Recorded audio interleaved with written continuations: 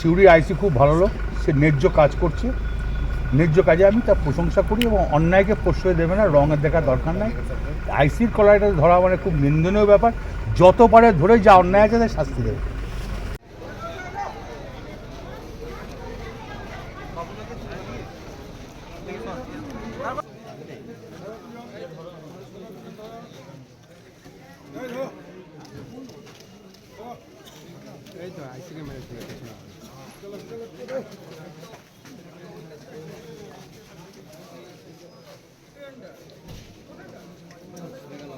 জীবধরপুরে mini স্টিলের সামনে যে গণ্ডগোলটা হয়েছিল পুলিশের সাথে দুষ্কৃতকারীদের, সেই ঘটনায় পুলিশ ইতিমধ্যে 20 জনকে গ্রেপ্তার করেছে এবং 2টি ভিন্ন মামলা রুজু করা হয়েছে। একটাতে পুলিশের গায়ে হাত তোলা এবং সরকারি কাজে বাধা দান, তার জন্যে একটা মামলা হয়েছে।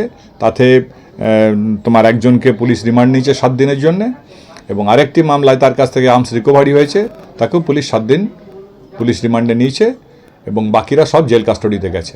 আগামী 5-2 তারিখে যারা পিসিতে আছেন তাদেরকে প্রডিউস করা হবে, আর আগামী 12 তারিখে বাকি আসামিদের কোর্টে প্রডিউস করা হবে।